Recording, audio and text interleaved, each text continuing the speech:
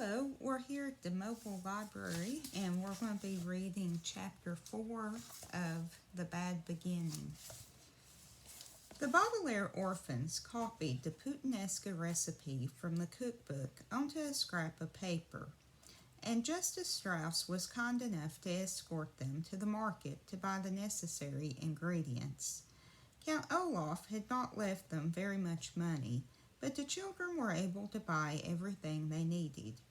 From a street vendor, they purchased olives after testing several varieties and choosing their favorites. At a pasta store, they selected interestingly shaped noodles and asked the woman running the store the proper amount for 13 people. The 10 people Count Olaf mentioned, and the 3 of them. Then, at the supermarket, they purchased garlic, which is a sharp-tasting bulbous plant, anchovies, which are small salty fish, capers, which are flower buds of a small shrub and taste marvelous, and tomatoes, which are actually fruits, not vegetables, as most people believe. They thought it would be proper to serve dessert and bought several envelopes of pudding mix. Perhaps, the orphans thought, if they made a delicious meal, Count Olaf might be a bit kinder to them. "Thank you so much for helping us out today," Violet said, as she and her siblings walked home with Justice Strauss. "I don't know what we would have done without you." "You seem like very intelligent people," Justice Strauss said. "I dare say you would have thought of something, but it continues to strike me as odd that Count Olaf has asked you to prepare such an enormous meal." "Well, here we are. I must go inside and put my own groceries away. I hope you children will come over soon and borrow books from my library." "Tomorrow?" Klaus added quickly. "Could we come over tomorrow?" "I don't see why not," Justice Strauss said, smiling. "I can't tell you how much we appreciate this," Violet said carefully. With their kind parents dead and Count Olaf treating them so abominably, the 3 children were not used to kindness from adults and weren't sure if they were expected to do anything back. "Tomorrow, before we use your library again, Klaus and I would be more than happy to do household chores for you. Sunny isn't really old enough to work, but I'm sure we could find some way she could help you." Justice Strauss smiled at the 3 children, but her eyes were sad.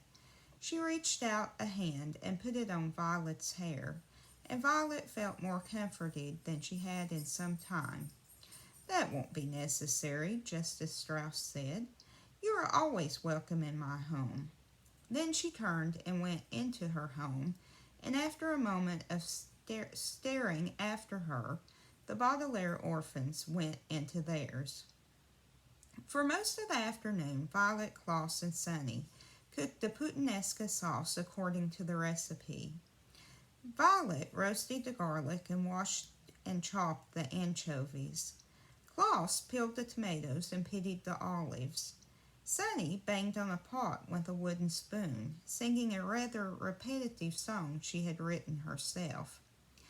And all of the 3 children felt less miserable than they had since their arrival at Count Olaf's. The smell of cooking food is often a calming one, and the kitchen grew cozy as the sauce simmered, a culinary term which means cooked over low heat.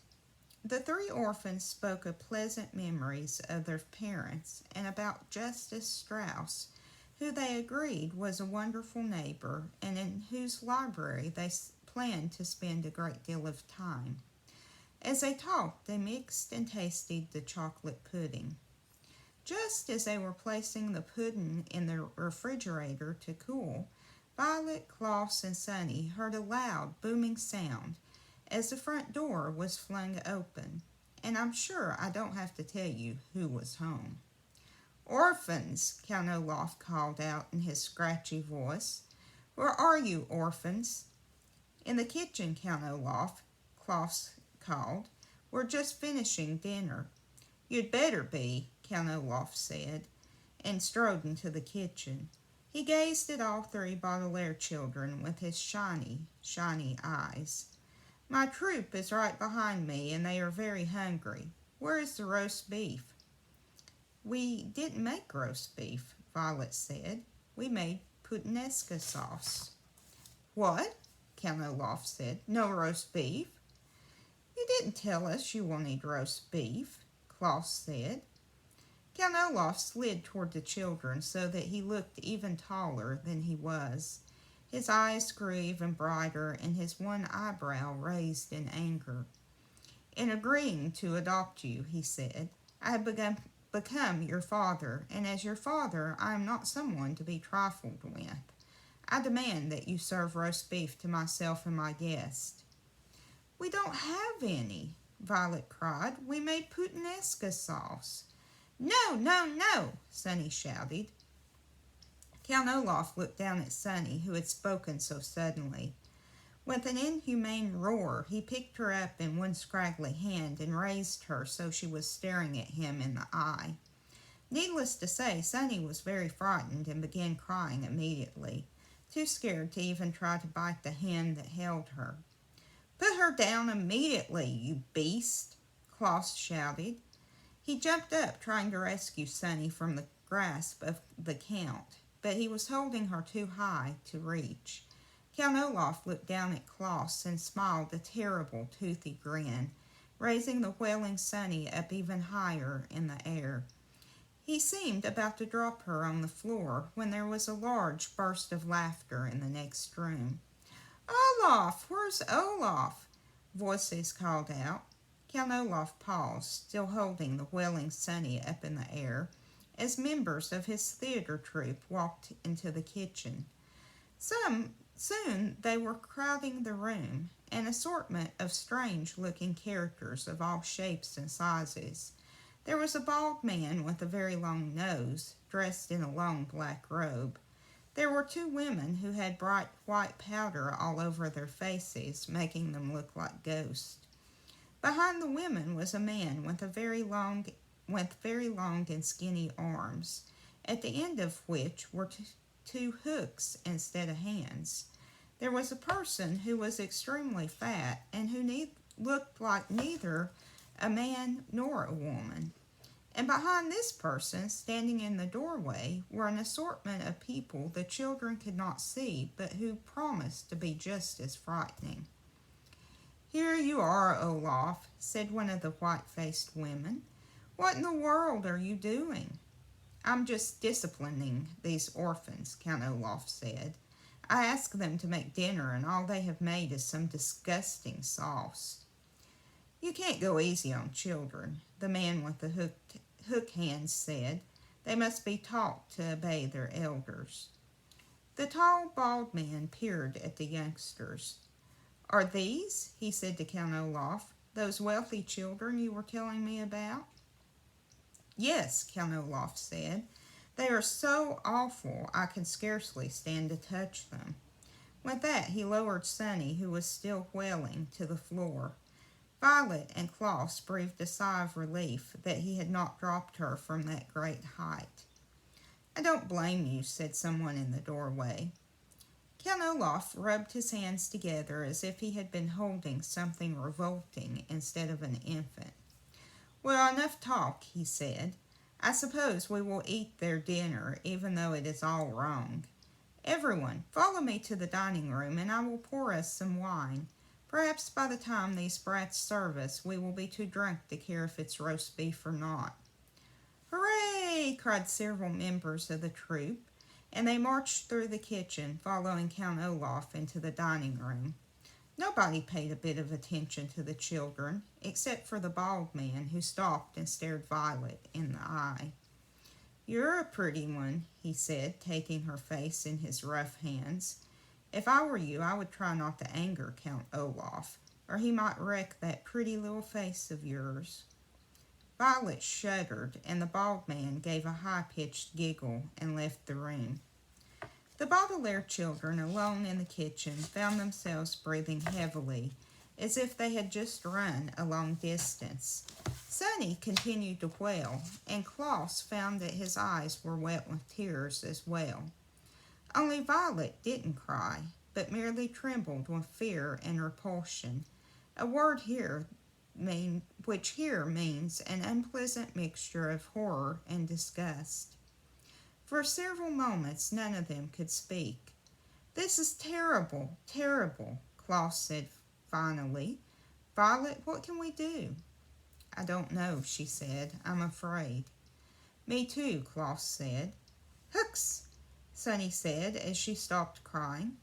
"Let's have some dinner," someone shouted from the dining room, and the theater troupe began pounding on the table in strict rhythm, which is an exceedingly rude thing to do.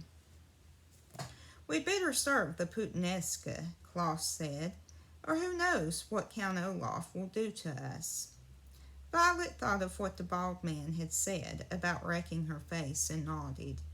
The two of them looked at the pot of bubbling sauce, which had seemed so cozy while they were making it, and now looked like a vat of blood.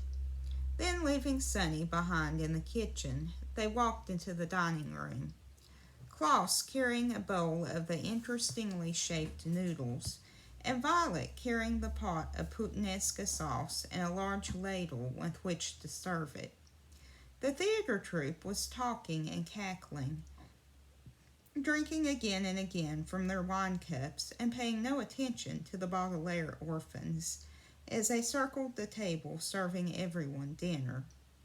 Violet's right hand ached from holding the heavy ladle. She thought of switching to her left hand, but because she was right-handed, she was afraid she might spill the sauce with her left hand, which could enrage Count Olaf again. She stared miserably at Olaf's plate of food, and found herself wishing that she had bought poison at the market and put it in the puttanesca sauce. Finally, they were through serving, and Klaus and Violet slipped back into the kitchen.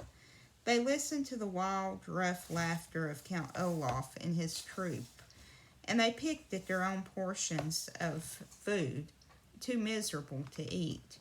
Before long, Olaf's friends were pounding on the table in strict rhythm again, and the orphans went out to the dining room to clear the table, and then again to serve the chocolate pudding. By now it was obvious that Count Olaf and his associates had drunk a great deal of wine, and they slouched at the table and spoke less. Finally they roused themselves and trooped back through the kitchen, scarcely glancing at the children on their way out of the house. Count Olaf looked around the room, which was filled with dirty dishes. "Because you haven't cleaned up yet," he said to the orphans, "I suppose you can be excused from attending tonight's performance. But after cleaning up, you are to go straight to your beds." Klaus had been glaring at the floor, trying to hide how upset he was, but at this he could not remain silent. "You mean our bed?" he shouted. "You have only provided us with one bed." Members of the theater troupe stopped in their tracks at this outburst, and glanced from Klaus to Count Olaf to see what would happen next. Count Olaf raised one eyebrow, and his eyes shone bright, but he spoke calmly. "If you would like another bed," he said, "tomorrow you may go into town and purchase one." "You know perfectly well we haven't any money," Klaus said. "Of course you do," Count Olaf said. His voice began to get a little louder. "You are the inheritors of an enormous fortune." "That money," Klaus said, remembering what Mr. Poe said, "is not to be used until Violet is of age." Count Olaf's face grew very red. For a moment he said nothing. Then, in one sudden movement, he reached down and struck Klaus across the face. Klaus fell to the floor, his face inches from the eye tattooed on Olaf's ankle. His glasses leaped from his face and skittered into a corner. His left cheek, where Olaf had struck him, felt as if it was on fire. The theater troupe laughed, and a few of them applauded as if Count Olaf had done something very brave instead of something very despicable. "Come on, friends," Count Olaf said to his comrades. "We'll be late for our own performance." "If I knew you, Olaf," said the man with the hook hands, "you'll figure out a way to get at that Baudelaire money." "We'll see," Count Olaf said, but his eyes were shining bright as if he already had an idea. There was another loud boom as the front door shut behind Count Olaf and his terrible friends, and the Baudelaire children were alone in the kitchen. Violet knelt at Klaus's side, giving him a hug to try to make him feel better. Sonny crawled over to his glasses, picked them up, and brought them to him. Klaus began to sob, not so much from the pain, but from the rage at the terrible situation they were in. Violet and Sonny cried with them, and they continued weeping as they washed the dishes, and as they blew out the candles in the dining room, and as they changed out of their clothes and lay down to go to sleep. Klaus in the bed, Violet on the floor, Sonny on her little cushion of curtains. The moonlight shone through the window, and if anyone had looked into the Baudelaire orphan's bedroom, they would have seen 3 children crying quietly all night long. So join us tomorrow for Chapter 5.